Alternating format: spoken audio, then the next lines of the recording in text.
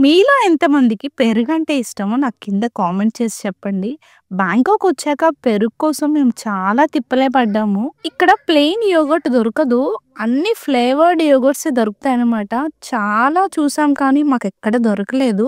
So, ఒకసారి నేను India నుంచి వచ్చేటప్పుడు ఫ్లైట్‌లో నాకు కర్డ్ ఇచ్చారు. ప్రసన్నకి చాలా ఇష్టం. ఒక్కసారన్నా తింటారని చెప్పి తెచ్చానన్నమాట. ఇంకా ఆ పెరుగుతోనే కొంచెం తోడు పెట్టాను. చక్కగా తోడుకుంది.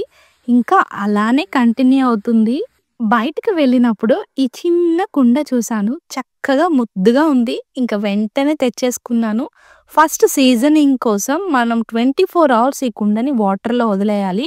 వదిలేసిన తర్వాత చక్కగా సోప్‌తో వాష్ చేసుకోవాలనమాట. నేను పెరుగు కోసం కాబట్టి నెక్స్ట్ ప్రాసెస్ ఏమి చేయలేదు.